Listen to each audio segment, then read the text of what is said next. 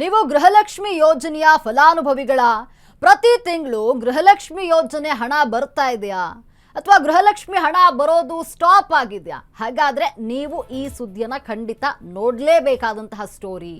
ಗೃಹಲಕ್ಷ್ಮಿ ಹಣ ಯೋಜನೆಯ ಫಲಾನುಭವಿಗಳು ಯಾರ್ಯಾರು ಇದ್ದೀರಿ ಅಂಥವರು ಖಂಡಿತ ಈ ಸ್ಟೋರಿಯನ್ನು ನೋಡಬೇಕು. ಪ್ರತಿ ತಿಂಗಳು ಗೃಹಲಕ್ಷ್ಮಿ ಹಣ ಬರ್ತಾ ಇತ್ತು, ಈಗ ಸ್ಟಾಪ್ ಆಗಿದೆ ಅಂತ ಏನಾದರೂ ಭಯ ಇದೆ ಅಂದರೆ ಏನಾಗಿದೆ ಅಂತ ತಿಳ್ಕೊಳ್ಬೇಕು ಅಂತ ಇದ್ರೆ ಖಂಡಿತ ಈ ಸುದ್ದಿಯನ್ನು ನೀವು ನೋಡಲೇಬೇಕಾಗುತ್ತೆ. ಗೃಹಲಕ್ಷ್ಮಿ ಹಣ ಬರೋದು ಸ್ಟಾಪ್ ಆಗಿದೆಯಾ? ಹಾಗಾದರೆ ಈ ಸ್ಟೋರಿಯನ್ನು ನೀವು ಒಮ್ಮೆ ನೋಡಲೇಬೇಕಾಗಿದೆ. ಕಾಂಗ್ರೆಸ್ ಸರ್ಕಾರದಿಂದ ಗೃಹಲಕ್ಷ್ಮಿಗೆ ಈಗ ಬಿಗ್ ಅಪ್ಡೇಟ್ ಬಂದಿದೆ. ಏನ್ ಮಾಡಕ್ ಹೊರಟಿದೆ ಕಾಂಗ್ರೆಸ್ ಸರ್ಕಾರ? ಗೃಹಲಕ್ಷ್ಮಿ ಸ್ಕೀಮ್ ಪರಿಷ್ಕರಣೆಗೆ ಹೊಸ ಮೊಬೈಲ್ ಆಪ್ ಅನ್ನ ತರ್ತಾ ಇದೆ. ಮನೆ ಮನೆಯಲ್ಲಿ ನಡೆಯುತ್ತಾ ಪರಿಷ್ಕರಣೆಯ ಕಾರ್ಯ. ಏನಿದು ಆಪ್? ಹೇಗೆ ಇದನ್ನ ಉಪಯೋಗಿಸಬೇಕು? ಏನ್ ಆಪ್ ಇದು? ಯಾವ ರೀತಿ ಬಳಕೆ ಮಾಡ್ಬೇಕು ಇದನ್ನ? ನೋಡಿ, ಅಶ್ವವೇಗ ನ್ಯೂಸ್ನಲ್ಲಿ ಈ ಬಗ್ಗೆ ಕಂಪ್ಲೀಟ್ ಮಾಹಿತಿಯನ್ನ ನೀಡ್ತಾ ಹೋಗ್ತೀವಿ ನಾವು. ಗೃಹಲಕ್ಷ್ಮಿ ಯೋಜನೆಯ ಫಲಾನುಭವಿಗಳು ಯಾರ್ಯಾರಿದ್ದೀರಿ, ಇಷ್ಟು ದಿನ ಗೃಹಲಕ್ಷ್ಮಿ ಹಣವನ್ನ ಪಡೆದುಕೊಂಡಿದ್ದೀರಿ, ಈಗ ಬರ್ತಾ ಇಲ್ಲ, ಸ್ಟಾಪ್ ಆಗಿದೆ ಅಂತ ಯೋಚನೆ ಮಾಡ್ತಾ ಇದ್ರೆ ಏನು ಮಾಡಬೇಕು ಅಂತ ಇದ್ರೆ ನೋಡಿ, ಇಲ್ಲಿ ನಾವು ಕಂಪ್ಲೀಟ್ ಮಾಹಿತಿಯನ್ನ ನೀಡ್ತಾ ಇದ್ದೀವಿ. ಈ ಸುದ್ದಿಯನ್ನ ಮಿಸ್ ಮಾಡದೆ ನೋಡ್ಕೊಳ್ಳಿ. ಅಂದ್ರೆ ಒಂದು ಆ್ಯಪನ್ನು ತರಲು ಮುಂದಾಗಿದೆ ಗೃಹಲಕ್ಷ್ಮಿ ಪರಿಷ್ಕರಣೆಗೆ. ಮೊಬೈಲ್ ಆ್ಯಪನ್ನು ತರ್ತಾ ಇದೆ. ಮನೆ ಮನೆಯಲ್ಲಿ ನಡೆಯುತ್ತಾ ಪರಿಷ್ಕರಣೆ ಅಂತ ಪ್ರಶ್ನೆ ಇದೆ. ನೋಡಿ, ಏನಿದು ಆ್ಯಪ್? ಒಂದು ಆ್ಯಪನ್ನು ತರಲು ಮುಂದಾಗ್ತಾ ಇದೆ. ಅದನ್ನು ಹೇಗೆ ಉಪಯೋಗಿಸ್ಬೇಕು ಅಂದರೆ ಯಾವ ರೀತಿ ಪರಿಷ್ಕರಣೆಗೆ ಮುಂದಾಗ್ತಾ ಇದೆ, ಮನೆ ಮನೆಗೆ ಬಂದು ಇಲ್ಲಿ ಪರಿಷ್ಕರಣೆ ಆಗುತ್ತಾ ಏನು ಅನ್ನುವಂಥ ವಿಚಾರಗಳಿದೆ. ಶೀಘ್ರದಲ್ಲಿಯೇ ಗೃಹಲಕ್ಷ್ಮಿ ಪರಿಷ್ಕರಣೆಯ ಕಾರ್ಯ ಆರಂಭ ಆಗುತ್ತೆ. ಇಲ್ಲಿ ಪರಿಷ್ಕರಣೆ ಆರಂಭಕ್ಕೂ ಮುನ್ನವೇ ಹೊಸ ನಿಯಮವನ್ನ ತರ್ತಾ ಇದೆ ಸರ್ಕಾರ. 1.24 ಕೋಟಿ ಫಲಾನುಭವಿಗಳಿಗೆ ಈ ಯೋಜನೆಯ ಫಲ ಸಿಗ್ತಾ ಇದೆ. ಆದ್ರೆ ಅನರ್ಹರ ಖಾತೆಗೂ ಕೂಡ ಸಹ ಏನು ಇಲ್ಲಿ ಗೃಹಲಕ್ಷ್ಮಿ ಹಣ ಜಮೆ ಆಗ್ತಾ ಇರುವಂಥದ್ದು. ಅನರ್ಹರಿಗೆ ಕೊಡಲು ಈಗ ಕಾಂಗ್ರೆಸ್ ಸರ್ಕಾರದಿಂದ ಸಿದ್ಧತೆ ನಡೀತಾ ಇದೆ. ಪರಿಷ್ಕರಣೆಗೆ ಮುಂದಾಗ್ತಾ ಇದೆ. ಗೃಹಲಕ್ಷ್ಮಿ ಫಿಲ್ಟರ್ಗೆ ಆ್ಯಪ್, ವೆಬ್ ಪೋರ್ಟಲ್ ಅಭಿವೃದ್ಧಿಯನ್ನ ಮಾಡ್ತಾ ಇದೆ. ಇಲ್ಲಿ ಬಯೋಮೆಟ್ರಿಕ್ ಮುಖ ಚಹರೆ ದೃಢೀಕರಣ ಕಡ್ಡಾಯ ಆಗುತ್ತೆ. ಇಲ್ಲಿ ಅಂದ್ರೆ ಏನು ಒಂದು ಆ್ಯಪ್ ಅನ್ನ ತರಲು ಮುಂದಾಗ್ತಾ ಇದೆ. ಇದರಲ್ಲಿ ಬಯೋಮೆಟ್ರಿಕ್ ಇರುತ್ತೆ, ಮುಖ ಚಹರೆ ಇರುತ್ತೆ, ಇದೆಲ್ಲವನ್ನ ತರಲು ಮುಂದಾಗ್ತಾ ಇರುವಂಥದ್ದು. ನೋಡಿ, ಗಮನಿಸಬೇಕಾದಂತಹ ವಿಚಾರಗಳು ಏನೇನು ಅಂತ ನೋಡೋದಾದ್ರೆ ಸುಮಾರು 1.24 ಕೋಟಿ ಫಲಾನುಭವಿಗಳ ನೋಂದಣಿಯಾಗಿದೆ. ಈ ಪೈಕಿ 32 ಕಂತುಗಳಲ್ಲಿ ತಲಾ 2,000 ರೂಪಾಯಿ ಹಣ ಜಮೆ ಆಗಿದೆ. ಗೃಹಲಕ್ಷ್ಮಿಯರಿಗೆ ತಲಾ 2,000 ರೂಪಾಯಿನಂತೆ 76,951 ಕೋಟಿ ರೂಪಾಯಿ ಜಮೆಯಾಗಿದೆ.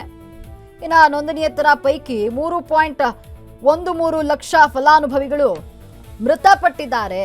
ಇನ್ನು 1.10 ಲಕ್ಷ ಮಂದಿಗೆ ಖಾತೆಗೆ ಇಲ್ಲಿ ಜಮೆ ಆಗಿರುವಂತಂದ್ರೆ 117.31 ಕೋಟಿ ರೂಪಾಯಿ ಜಮೆಯಾಗಿದೆ. ಕಾಂಗ್ರೆಸ್ ಸರ್ಕಾರ ಈ ಹಣವನ್ನ ಹಿಂಪಡೆಯಲು ಕ್ರಮ ಕೈಗೊಳ್ಳುತ್ತಾ ಇದೆ. ಈ ಬಗ್ಗೆ ಮತ್ತಷ್ಟು ಮಾಹಿತಿಯನ್ನು ನೀಡಲು ನಮ್ಮ ಪ್ರತಿನಿಧಿ ಕೃಷ್ಣ ಡೆಸ್ಕ್ನ ನೇರ ಸಂಪರ್ಕದಲ್ಲಿದ್ದಾರೆ. ಕೃಷ್ಣ, ಏನು ಈಗ ಗೃಹಲಕ್ಷ್ಮಿ ಯೋಜನೆಯ ಒಂದು ಪರಿಷ್ಕರಣೆಗೆ ಸರ್ಕಾರ ಮುಂದಾಗಿದೆ, ಅಂದ್ರೆ ಆ್ಯಪ್ ಮೂಲಕವಾಗಿ ಅಪ್ಡೇಟ್ ಮಾಡಲು ಮುಂದಾಗ್ತಾ ಇದೆ. ಬಗ್ಗೆ ಹೆಚ್ಚಿನ ಮಾಹಿತಿ ಏನಿದೆ? ಎಸ್ ಲಕ್ಷ್ಮಿ, ಹೌದು, ಕಾಂಗ್ರೆಸ್ ಸರ್ಕಾರದ ಪಂಚ ಗ್ಯಾರಂಟಿಗಳಲ್ಲೊಂದಾದಂಥ ಗೃಹಲಕ್ಷ್ಮಿಯನ್ನು ಪರಿಷ್ಕರಣೆ ಮಾಡ್ತೀವಿ ಅಂತೇಳಿ ಕಾಂಗ್ರೆಸ್ ಸರ್ಕಾರ ಹೇಳ್ತಾನೆ ಬಂದಿತ್ತು. ಇದೀಗ ಸೆಪ್ಟೆಂಬರ್ ತಿಂಗಳ ನಂತರ ಪರಿಷ್ಕರಣೆ ಮಾಡೋದಕ್ಕೆ ಒಂದು ಅಂತಿಮ ತೀರ್ಮಾನವನ್ನು ಮಾಡಿದೆ ಅಂತಲೇ ಹೇಳ್ಬೋದು. ಈ ಮಧ್ಯೆ ಒಂದು ಕಾಂಗ್ರೆಸ್ ಸರ್ಕಾರ, DK ಸರ್ಕಾರ ಏನು ಮಾಡಿದೆ ಅಂತಂದರೆ ಗೃಹಲಕ್ಷ್ಮಿ ಪರಿಷ್ಕರಣೆ ಮಾಡೋದಕ್ಕೆ ಒಂದು ಮೊಬೈಲ್ ಆ್ಯಪ್ ಮತ್ತು ವೆಬ್ ಪೋರ್ಟಲ್ಗಳನ್ನು ಸಿದ್ಧಪಡಿಸ್ತಾ ಇದೆ ಅಂತ ಹೇಳ್ಬೋದು. ನೀವೊಂದು ಪ್ರಶ್ನೆ ಮಾಡ್ಬೋದು, ಇಲ್ಲ ಈಗ ಗ್ರಾಮವನ್ನಾಗಿರ್ಬೋದು, ನೆಮ್ಮದಿ ಕೇಂದ್ರ ಆಗಿರ್ಬೋದು, ತಹಸೀಲ್ ಕಚೇರಿ ಆಗಿರ್ಬೋದು, ಸರ್ಕಾರಿ ಅಧಿಕೃತ ಕಚೇರಿಗಳಲ್ಲಿ ಗೃಹಲಕ್ಷ್ಮಿ ಫಿಲ್ಟರ್ ಮಾಡೋದಕ್ಕೆ, ಪರಿಷ್ಕರಣೆ ಮಾಡೋದಕ್ಕೆ, ಅನರ್ಹರಿಗೆ ಕೋಕ್ ಕೊಡೋದಕ್ಕೆ ಒಂದು ಈಗಾಗಲೇ ಒಂದು ಸೂಚನೆ ಹೊರಡಿಸಿದ್ರು ಅಂತ ಕೇಳ್ಬೋದು. ಹೌದು, ಖಂಡಿತವಾಗಿ ಗ್ರಾಮವನ್ನಾಗಿರ್ಬೋದು ಅಥವಾ ಸರ್ಕಾರಿ ಅಧಿಕೃತ ಕಚೇರಿಗಳಲ್ಲಿ ಪರಿಷ್ಕರಣೆಗೆ ಅವಕಾಶ ಮಾಡಿಕೊಟ್ಟಿದ್ದಾರೆ. ಅದಲ್ಲದೆ ಈ ಒಂದು ಅಂದರೆ ಈಗ ಮೊಬೈಲ್ ಆ್ಯಪ್ಗಳನ್ನು ಕೂಡ ಒಂದು ಬಿಡುಗಡೆ ಮಾಡ್ತಾ ಇದ್ದಾರೆ ಅಂತ ಹೇಳ್ಬೋದು. ವೆಬ್ ಪೋರ್ಟಲ್ಗಳನ್ನು ಕೂಡ ಬಿಡುಗಡೆ ಮಾಡ್ತಾ ಇದ್ದಾರೆ ಅಂತ ಹೇಳ್ಬೋದು. ಯಾಕಪ್ಪ ಈ ಪೋರ್ಟಲ್ಗಳನ್ನ ಮಾಡ್ತಾ ಇದ್ದಾರೆ ಅಂದರೆ ಕಚೇರಿಗಳಿದ್ದಾವೆ, ಅಲ್ಲಿ ಹೋಗ್ತಾರೆ ಅರ್ಹರು ತಮ್ಮ ಅಗತ್ಯ ದಾಖಲೆಗಳನ್ನ, ಆಧಾರ್ ಕಾರ್ಡ್ ಆಗಿರ್ಬೋದು, ರೇಷನ್ ಕಾರ್ಡ್ ಆಗಿರ್ಬೋದು, ಗೃಹಲಕ್ಷ್ಮಿಗೆ ಸಂಬಂಧಪಟ್ಟಂಥ ದಾಖಲೆಗಳನ್ನ ನೀಡಿ ಒಂದು ನವೀಕರಣ ಅಥವಾ ಮರು ಅರ್ಜಿಯನ್ನು ಸಲ್ಲಿಸ್ತಾರೆ. ಆದರೆ ಈ ಮಧ್ಯೆ ಈ ಪೋರ್ಟಲ್ ಆಗಿರ್ಬೋದು, ಮೊಬೈಲ್ ಆ್ಯಪ್ಗಳನ್ನು ಯಾಕೆ ಲಾಂಚ್ ಮಾಡ್ತಾ ಇದ್ದಾರೆ ಅನ್ನುವಂಥ ಪ್ರಶ್ನೆ ಸಹಜವಾಗಿ ಎಲ್ಲರಲ್ಲಿ ಮೂಡುತ್ತೆ.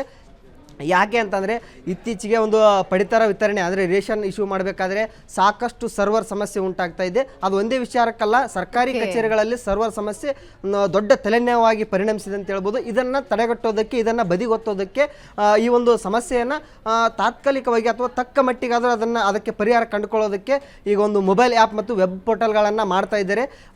ಜನರು ಸರ್ಕಾರಿ ಕಚೇರಿಗಳಲ್ಲಿ ಹೋಗಿ ಗಂಟೆಗಟ್ಟಲೆ ಅಂದರೆ ಮಾರ್ನಿಂಗ್ ಹೋಗಿ ಮಧ್ಯಾಹ್ನ ಸಂಜೆವರೆಗೂ ಕೆಲವೊಂದು ಉದಾಹರಣೆಗಳು ಕಣ್ಮುಂದೆನೇ ಇದ್ದಾವೆ. ಮಾರ್ನಿಂಗ್ ಹೋಗಿ ಸಂಜೆವರೆಗೂ ಕೂಡ ಊಟ ನಿದ್ದೆ ಬಿಟ್ಟು ಜನರು ಸರ್ಕಾರಿ ಕಚೇರಿಗಳಲ್ಲಿ ದಾಖಲೆಗಳನ್ನು ಹಿಡಿದು ಗಂಟೆಗಟ್ಟಲೆ ವೇಟ್ ಮಾಡ್ತಾ ಇದ್ದಾರೆ. ಇದರಿಂದ ಸಾಕಷ್ಟು ಸಮಯ ವ್ಯರ್ಥ ಆಗಿರ್ಬೋದು, ಮತ್ತೊಂದು ಸಮಸ್ಯೆಗಳು ಎದುರಾಗ್ತಾ ಇದ್ದಾವೆ. ಇದನ್ನು ತಡೆಗಟ್ಟೋದಕ್ಕೋಸ್ಕರ, ಈ ಪರಿಹಾರವನ್ನು ಒಂದು ಸರಿದೂಗಿಸೋದಕ್ಕೋಸ್ಕರ ಸರ್ಕಾರ ಏನು ಮಾಡ್ತಾ ಇದೆ, ಮೊಬೈಲ್ ಆ್ಯಪ್ ಮತ್ತು ವೆಬ್ ಪೋರ್ಟಲ್ಗಳನ್ನ ತರ್ತಾ ಇದೆ ಅಂತ ಹೇಳ್ಬೋದು. ಲಕ್ಷ್ಮಿ, ಧನ್ಯವಾದ ಕೃಷ್ಣ ನಿಮ್ಮೆಲ್ಲ ಮಾಹಿತಿಗಾಗಿ.